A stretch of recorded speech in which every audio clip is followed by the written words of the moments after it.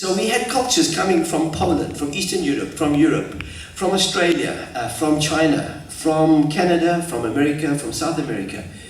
And the thing that excited most indigenous people is that they brought their culture with them. The accordion, the guitar, the banjo, the mandolin, the concertina, the violin. All of these instruments were taken and in some way they were converted and Africanized.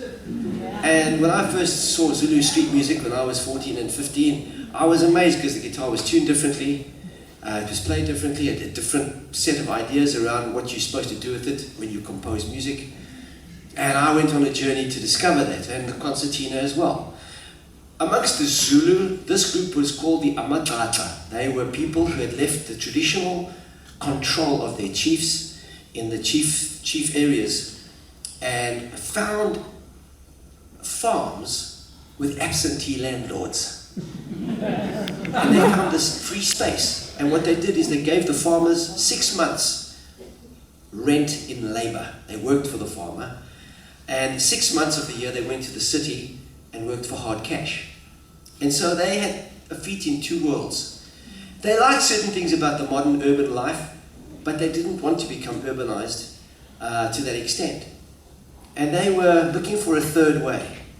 A Gacha is a man who wears a three-piece suit and car tire sandals. He says, I'm standing in two worlds, and I'm trying to work my way through, and you can laugh at me, but I know where I'm going.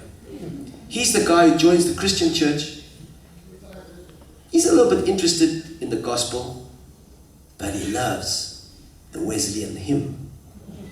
And he steals huge sections of the hymns, and he does Zulu war dances to them, which really upsets the Christians. But it also upsets the traditional tribesmen who say, but we have our own traditional songs that go with this dance. And he says, I'm going to change the dance too. And he does. And he creates a whole new dance in the 1930s.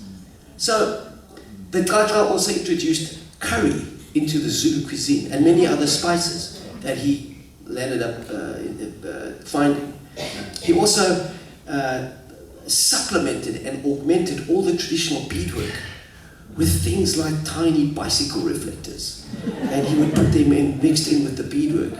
He was a bricoleur. He was somebody who took bits and pieces and found meaning and new structure for them. He was an exuberant, wild experimenter. And Gaja means somebody with no fixed cultural identity. And this instrument was one of their favorites. The guitar and the concertina were looked down upon by traditional Zulu and urban because they led people astray.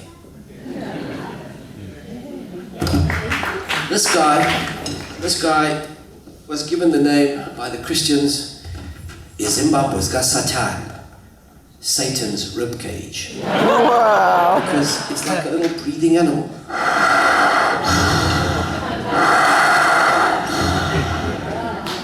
And in leading them astray, it took traditional melodies, mixed in with other songs they'd heard in the township. But one of the things that they really enjoyed doing was creating walking songs with this. A walking song is a cycle of melody and rhythm, and it's something that you have to surrender to, because if you don't, it's incredibly boring. And what you have to do is you have to give yourself over to it. And although in the beginning it's just a cycle of rhythm and melody, if you submit, you suddenly find it turns into a spiral going forward, because there's a bump. When it comes around to the beginning, it bumps into the next cycle, and you wait for the bump.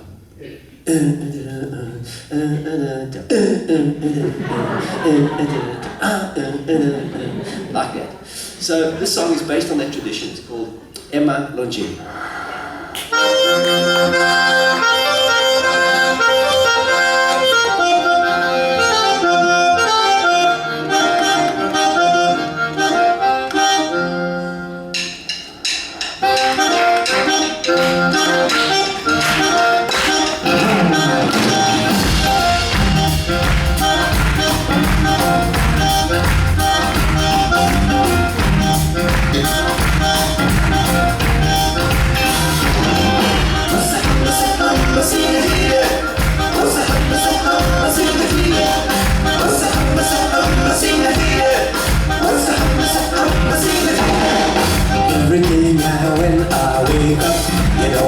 just a little bit stronger.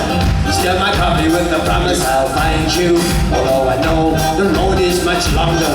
How many nights I lie awake, leaving your footprints in my soul. How many miles will it now take to fill this cup and take me home? I don't